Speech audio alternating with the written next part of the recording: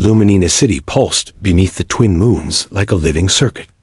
Every street washed in shifting neon that reflected off glass spires and the iridescent skin of thousands of alien species moving in an endless, restless tide, and into this kaleidoscope of color stepped Talia Nex, her turquoise cheeks glowing faintly as she clutched the admission letter that promised a future she had spent her whole life fighting for. A future that suddenly felt as fragile as the paper it was printed on. She whispered to herself with trembling hope, imagining the halls of the Galactic Science Academy, imagining herself as the first xenobiologist from her rural community until her communicator chimed and projected her father's face. His usual calm shattered, his markings darkened with fear as he told her the words that cut her dreams open. Their savings were gone, stolen by scammers using his biometric signature. The tuition payment due tomorrow, now an impossible mountain. The street blurred around her, colors smearing into meaningless streaks as her chest tightened and her fingers went numb. The communicator slipped from her hand and clattered to the pavement, and she stood frozen in the relentless river of pedestrians, her entire future collapsing in silent, rising panic. A tall figure stopped beside her human, rare in this part of the sector, his sharp suit absorbing the neon like a shadow as he bent to retrieve her fallen communicator with a calm, deliberate elegance that felt strangely grounding amid her unraveling world. And when their eyes met, his were unreadable, cool gray touched with something she couldn't name. Talia's breath hitched, a sob escaping before she could stop it. And desperation overtook shame as she stepped closer to this stranger who didn't flinch from her tears and whispered, voice cracking, please, pretend to hug me. I really need this. For a heartbeat, he stood motionless. And she regretted everything until his arm rose, steady and warm, wrapping around her shoulders in a gentleness she had never known, drawing her into a shelter of human heat that broke something fragile inside her in the softest way possible. She melted against him, her tears dampening his pristine shirt as he murmured, "It's no trouble," introducing himself as Christian Man, though the name felt oddly mechanical on his tongue, as if worn only for her benefit. When she could finally breathe again, he guided her to a quiet cafe, glowing with prism lights. And amid the hum of languages and clinking cups, Talia found herself really talking about her dreams, her ambitions, the acceptance letter she had believed would change everything. While he listened with an attentiveness that felt rare, his guarded expression softening each time her voice wavered. Their hands brushed across the table, accidental but electric, the contrast between her cool, smooth skin and his warmer human touch sparking a chemistry neither expected. When she revealed the tuition cost, her laugh hollow and brittle, he tilted his head thoughtfully, as if calculating more than she had said, then offered so casually it almost sounded normal to help her secure funding. A statement so out of place, so improbable, that she stared at him with suspicion creeping into her grief-stricken gaze. No stranger would offer something like that. Not without reason. Not without resources. And certainly not a man who hid behind a name that didn't quite fit him. But he only smiled, faint and enigmatic, and said it was simply a vested interest in scientific advancement, though something in his tone whispered that he was far more than the quiet stranger she had met on the street. And as Talia felt her hope flicker back to life for the first time since the call from her father, she did not yet realize that the moment she asked a human for a hug, not knowing who he truly was, had already changed the trajectory of her life, and perhaps the future of two species forever. Jason's private suite rose like a silent fortress above Luminina City, its floor-to-ceiling windows glowing with moonlit silver as he guided Talia inside. And though she tried to hide her awe, it shimmered openly in her wide gray-blue eyes. No talent scout, no mid-tier corporate employee could afford a place like this. Yet she convinced herself it was simply another oddity in a day already broken apart by grief. Hope and the warm arms of a human stranger who made her feel safe when her world was collapsing. She moved hesitantly across the polished floor, her white hair spilling like soft starlight over her shoulders, while Jason's still Christian man to her watched with a careful distance that was less caution and more fear of feeling something genuine after years of emotional detachment. Buried under boardrooms, diplomacy battles, and mergers that shaped the galaxy. "I've never seen the city from this high," she murmured, pressing her hand lightly to the glass as 3 moons reflected in her pale turquoise skin. And Jason found himself studying her as if she were the rarest phenomenon he'd encountered, her quiet resilience, her soft posture hiding steel, the way her voice trembled yet her spine stayed straight. He offered her a drink, real earth whiskey worth more than most citizens made in a month. And she accepted with curiosity rather than pretension, taking a sip that made her eyes widen at the burn. Her laugh soft and musical as she said, "Humans enjoy pain in their drinks?" And he replied, "We enjoy feeling alive," though he didn't add that he hadn't felt this alive in years. Until she stepped into his arms, the conversation flowed with surprising ease, drifting from culture to science to the strange comfort she found in his presence. And as she spoke, Jason read the micro-expressions she didn't know she revealed, the slight downward flick of her gaze when she felt unworthy, the twist of her fingers when she spoke of her dreams, the way her voice softened when she described wanting to serve worlds beyond her own. Yet beneath her courage, he sensed the weight of that stolen tuition, the future slipping through her fingers. She tried to laugh it off, saying 50,000 credits might as well be 50 million now. And Jason's chest pinched with something he refused to call emotion. Because for him, 50,000 credits was a rounding error, nothing, a single business dinner. And the fact that her entire future could be destroyed by such a trivial sum made something protective ignite inside him. "What if I could help?" he said, too quickly, too carelessly, and her reaction was immediate. Her body stiffened, suspicion flickering in her silver-tinted eyes, because no stranger, no matter how kind, offered to solve someone else's life that easily. "Why would you help me?"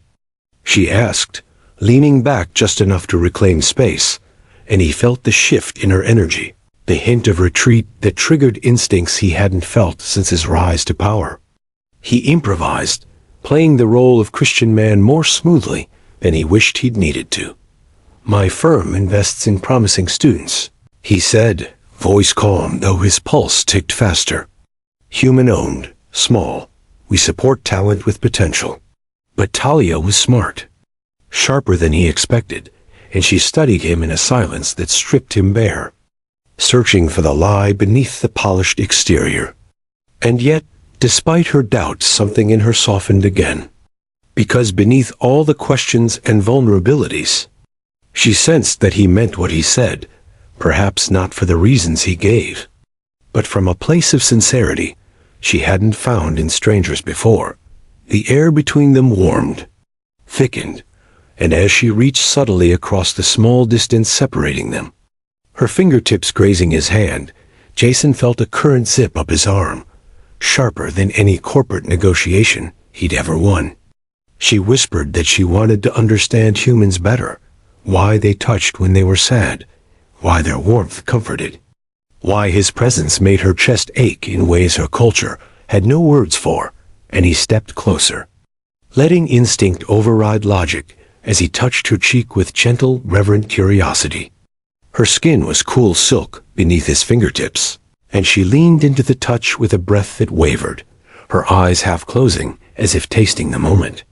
When she asked softly, "Would you show me more?" the question held both scientific curiosity and something far more intimate. And when he kissed her slow, warm, exploratory, the connection deepened into a gravitational pull neither of them expected. A collision of two worlds in a single breath.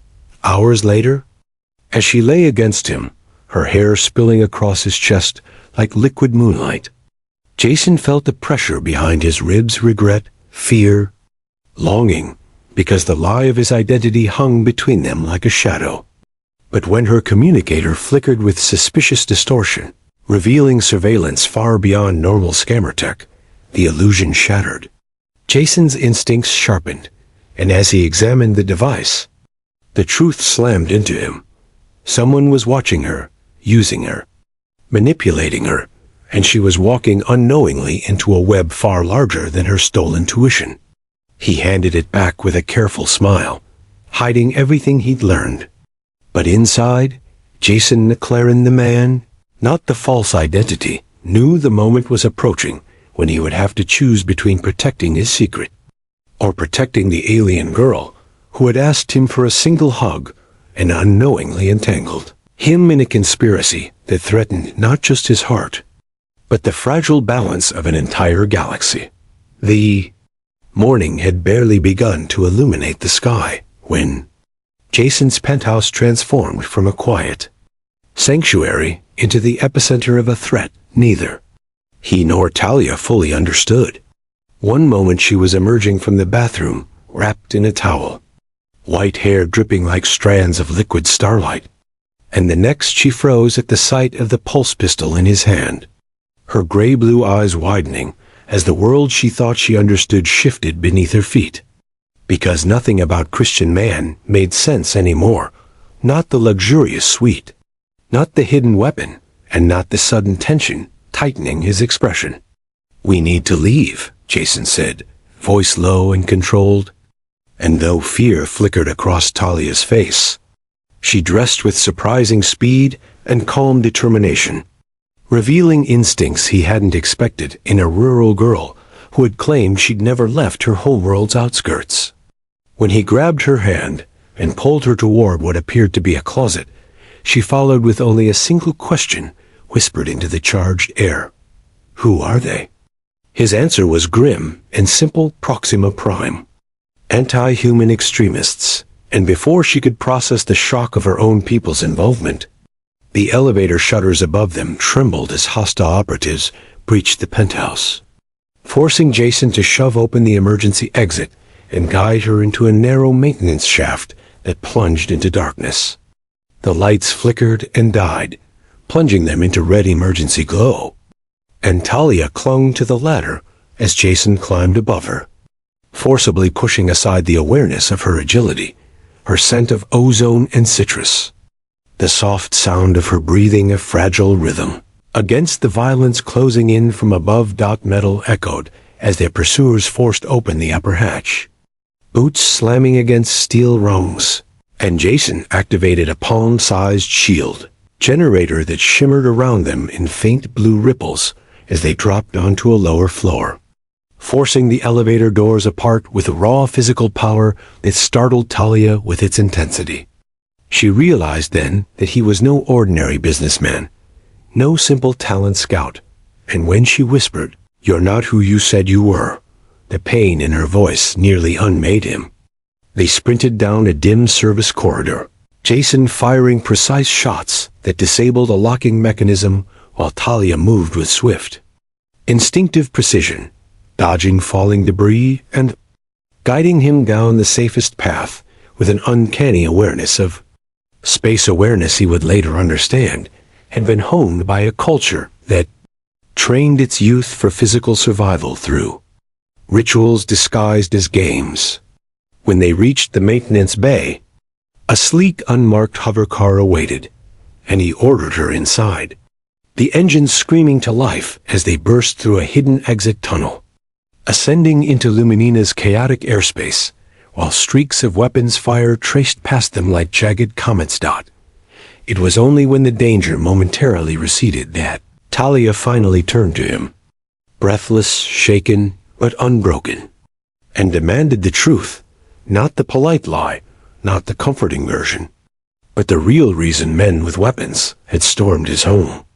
Jason hesitated, the false identity he'd worn like armor, cracking under the weight of everything he felt, everything he feared, everything he wanted to protect. Her voice trembled, not with fear, but with betrayal. "Who are you?" His answer came out like a confession dragged from his chest. "My name is not Christian Man. It's Jason McLaren." The silence that followed was suffocating as realization dawned. She knew that name. Everyone in the galaxy did. McLaren Interstellar wasn't just a corporation. It was the backbone of human expansion.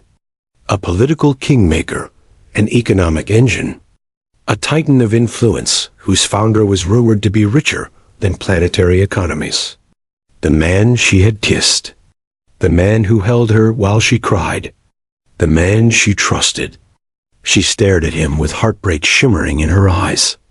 Her voice barely audible as she whispered, "You lied to me."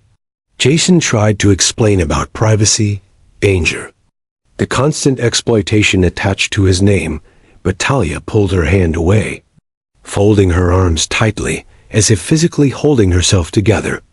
And before he could say more, her communicator chimed again with distorted signals. Surveillance threads embedded into every packet of data. Jason seized the device, his instincts sharpening, and as he connected to his secure terminal in their underground refuge, the truth he uncovered shattered the remaining illusion of safety. Talia was not just a victim of financial theft. She was being monitored with military-grade software, tracked by people who knew her father's influence, her academic potential, her proximity to humans. And when Jason pulled up classified cross-references and saw the name Nex linked to Proxima Prime extremists, the xenophobic organization suspected of developing a DNA-targeted biological weapon, he felt the world tilt because Talia was not a random girl in need. She was the daughter of Proxima's deputy minister, a diplomat entangled in a conspiracy far larger than she knew, and whether he wanted it or not, their lives were now bound together by a threat that neither romance nor regret could undo. The secure briefing chamber beneath the hidden facility hummed with low electric tension as Jason stood before the holographic table, its shifting blue projections illuminating the sharp lines of his face, while Talia hovered at the edge of the room, her posture rigid and her expression carved from a mixture of fear, betrayal, and a desperate need to understand how her quiet dream of attending the Galactic Science Academy had exploded into a political nightmare that now threatened entire species. Commander Holt, Jason's grizzled security chief, flickered into view on a live encrypted feed. His voice clipped as he delivered the truth that cracked Talia's world open. The so-called scammers who stole her father's biometric funds did not exist. The money had been voluntarily transferred into a covert research account tied to the Academy's Xenobiology division, the very department she had been assigned to, meaning her acceptance was no honor of merit but a deliberate placement engineered by powerful hands. "He staged it?" she whispered, her voice hollow, and Holt answered grimly that the transaction bore the digital fingerprints of Deputy Minister Eldon Nex, her father, whose communications with the Academy's dean exposed a chilling plan involving Project Purification, a tailored pathogen designed to target human DNA. She staggered back, the room tilting as if gravity itself betrayed her, memories flooding her mind of her father's gentle lectures, his warm dinners, his quiet teachings about diplomacy and coexistence, now poisoned by the revelation that he worked alongside extremists who saw humans not as allies, but contaminants to be erased with surgical precision. Jason crossed the room, his instinct to comfort warring with the guilt of every lie he had fed her. But Talia stepped away, her voice tight with grief, as she demanded, "How long have you known?" And he admitted pieces of the truth: privacy concerns, the surveillance anomaly, the suspicious timing, though he omitted nothing now, letting every raw edge show, because she deserved the honesty he should have given her from the beginning. Her eyes shimmered with unshed tears, her turquoise skin paling as betrayal wrapped around her throat like a noose. "My father wouldn't. He couldn't," she began, but Holt pulled up a recording intercepted an hour earlier, and FI. Moment next his voice filled the room, cold, resolute, speaking of human influence as infection. Her denial shattered.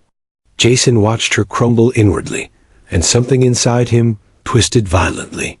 He had faced hostile governments, corporate sabotage, assassination attempts, but nothing unsettled him like seeing courage drain from her face. "They used me," she whispered, sinking against the console. "My admission, the lies, the theft, all of it to place me near their weapon research, to study humans more closely, to exploit whatever I discovered." Her voice broke, but beneath the grief, something steadier flickered, anger, sharp and rising. Jason knelt beside her, letting vulnerability edge his voice for the first time as he confessed, "I never meant to deceive you. I wanted to protect." What it felt like to be just a man with you, not a magnate, not a political target, just someone who cared. Her gaze lifted to him, fractured but searching, and though her hurt didn't vanish, she didn't turn away when he reached for her hand. The smallest sign that trust, though cracked, was not entirely lost. Holt interrupted with a new alert. An intercepted message confirming that the pathogen was already prepared for deployment at tomorrow's Interspecies Cooperation Summit, where more than 300 human diplomats, including Jason, would be present. Silence thickened, charged with urgency, and it was Talia who rose first, her voice steadier than her trembling hands as she said, "Then we stop them. We find the weapon, the dispersal system, and we end this." Jason stared at her, a woman who had carried dreams, heartbreak, betrayal, and now the burden of stopping a genocide, and felt a surge of fierce admiration as he responded, "Not you alone. We do this together." In that moment, their partnership shifted from accident to necessity, from emotional spark to a united front against a threat larger than either of them. Plans formed rapidly. Infiltrate the academy, locate the pathogen, disable the dispersal network, confront Dean Thorax, and force Deputy Minister Nex to face the consequences of his actions. As the tactical team prepared, Talia stepped beside Jason, her expression no longer broken, but hardened into resolve as she murmured, "You asked me to trust you. Now I'm asking you to trust me too." And when she met his gaze, fire against steel, Jason knew this was no longer about a hug in the street or a lie told to protect privacy. This had become a collision of fate, one that bound a human magnate and an alien idealist in a battle that would determine the future of their worlds and perhaps the fragile balance of the galaxy itself. The Galactic Science Academy loomed against the night like a cathedral of glass and steel, its towering spires reflecting the starlight in fractured, ghostly patterns as Jason, Talia, and the small strike team moved through the maintenance tunnels. Beneath it, each footstep echoing with the weight of what failure would mean, not just for the summit, not just for humans, but for Talia's fractured belief in her people and her father. The air vibrated with tension, the hum of power conduits whispering along the walls, as Holt's voice crackled softly through their coms. "Security systems disabled. You have a 7-minute window." And Jason squeezed Talia's hand once before pushing open the hatch that led into the research wing. The corridors were eerily empty, emergency lighting casting long shadows that shifted like silent sentinels. And Talia's pulse quickened as she scanned equipment, consoles and containment lockers, realizing with rising dread that every workstation had been cleared, every sample removed. This wasn't an active lab. It was an evacuated shell, stripped clean to hide something already in motion. "The weapon isn't here," Jason muttered, hacking into a console as lines of encrypted logs flickered past, then froze, revealing a timestamp from 3 hours earlier. Transfer complete. Destination: Summit Ventilation Hub. Talia's breath hitched. The weapon was on site, ready, waiting to be released above thousands of attendees. Before they could process the discovery, The hiss of pneumatic doors sliced through the silence, and Deputy Minister Eldon Nex stepped into the room. Unarmed, his turquoise features gaunt and shadowed by a guilt Talia had never seen in him. Jason lifted his weapon instinctively, but Nex raised his hands in surrender, his voice trembling as he said, "I knew you'd come here. You always were too thorough in your research." Talia's words cut sharper than any blade. "Father, how could you?" But instead of defiance, Nex's face collapsed with weary devastation as he confessed that after reviewing the final data, he had discovered the weapon's catastrophic flaw. It targeted not just humans, but any species with adjacent DNA signatures, which included millions of Proximans, including Talia herself. "I thought this was purification," he whispered, "but it is annihilation for all of us." Jason didn't lower his weapon until Talia stepped between them, her expression torn and trembling, but filled with a fierce clarity that demanded truth. And when Nex reached into his coat slowly and produced a vial of shimmering blue compound, he said, "This can neutralize the pathogen if introduced into the dispersal system. Without it, the summit becomes a tomb." Before reconciliation could begin, Holt's voice erupted over the comms. "Academy security converging on your location. 2 minutes." And Nex urged them into a side exit, guiding them through dark hallways toward a diplomatic shuttle he had stationed nearby for his own escape, though now he offered it freely. The shuttle soared over the waking city toward the summit, its glass and steel structure glittering like a jewel of diplomacy, unaware of the poison nestled in its heart. As they landed near the service entrance, Nex's credentials let them pass. Initial guards, but deeper inside, they collided with Dean Thorax and 4 Proxima Prime operatives in the ventilation hub corridor. Thorax's mandibles tightened with disdain as he spat. "Your daughter stands with the invaders, Nex, and you stand with weakness." Combat ignited like a storm, Jason, firing precise shots. Holt's team engaging the operatives, Nex surprisingly formidable as he tackled one assailant, and Talia slipping beneath a guard's swing to strike a nerve cluster with startling precision from traditions she once saw as harmless village exercises. Thorax fled toward the control chamber, and Talia sprinted after him, Jason close behind as alarms wailed across the summit. They cornered Thorax before the dispersal panel, the cylindrical canister pulsing with hostile life as he activated the pre-sequence, Laffy. The monitoring screens flickered green when Talia injected the stabilizing compound into the system, the hostile molecular chains folding into inert clusters as the pathogen dissolved harmlessly, the countdown halting at 3 minutes. Guards stormed in, weapons raised, but Nex stepped forward with defiant authority, announcing that his daughter and these humans had just prevented galactic genocide. As Thorax was restrained and the alarms fell silent, Talia sagged into Jason's arms, trembling not from fear, but from the weight of having saved countless lives, including her father's. And in that breathless moment, surrounded by chaos and flickering lights and the quiet hum of a future reclaimed, Jason realized something with devastating clarity. This wasn't the end of their story. It was the beginning of a new war, a new alliance, a new bond forged in danger and truth, stronger than any lie that had brought them here.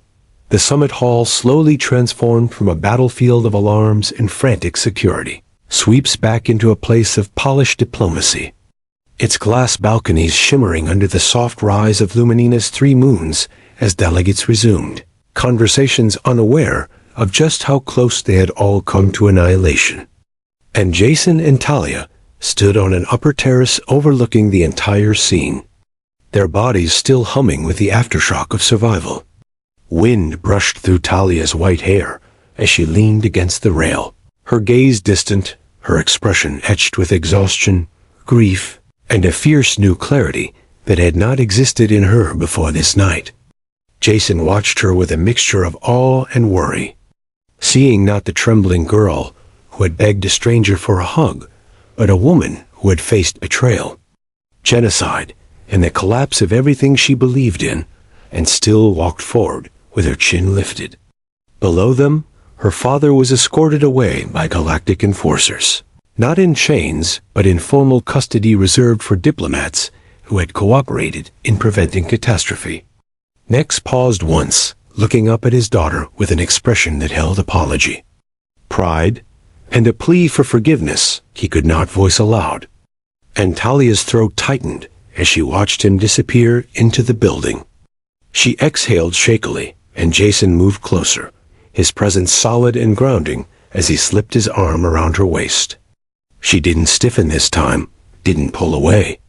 Instead, leaning into him as if she knew finally, fully that he was no longer the man who had deceived her, but the man who had stood beside her in the fire. "What happens now?" she whispered, her voice fragile but steady at its core, and Jason brushed a strand of her hair behind her ear before answering. He explained how Earth and Proxima leadership would begin immediate negotiations, how Thorax and Proxima Prime's network would be dismantled, how new protocols would be implemented to prevent xenobiological weapons research without cross-species oversight. But when he said her father would face judgment, yet receive leniency for his cooperation, Talia nodded with a heavy acceptance. She had loved him, still did, but love did not blind her to the consequences of his actions. The silence that settled between them wasn't empty, it was full, charged with gratitude, grief, relief, and something new and fragile taking shape. When she finally turned to face him, lifting her hand to touch his jaw with soft, trembling fingers, her voice was barely audible as she murmured, "All of this began because I asked you to pretend to hug me." Jason's laugh was quiet and warm as he cupped her cheek, his thumb tracing the faint turquoise lines of her skin. "I'm done pretending, Talia," he said, a confession wrapped in certainty about anything. And before she could respond, he slipped a small object from his pocket, a box of dark alloy that glowed faintly in the moonlight. When he opened it, a ring shimmered inside, crafted from interwoven metals from Earth and Proxima, the twin colors reflecting their worlds and their collision of fates. Talia froze, breath catching, her eyes wide as moisture pooled at their edges. "Is this a human custom?"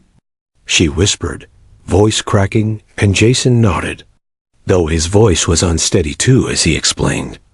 "It means I'm asking you to stay with me, not because of what we survived, not because of what we saved, but because of what we are when we're together." Her breath quivered, the weight of the moment settling over her like soft starlight as she slid the ring onto her finger, her voice breaking with a mix of wonder and emotion as she said, "Humans truly are remarkable. You face the universe with such courage, such stubborn hope, even after everything my people tried to do."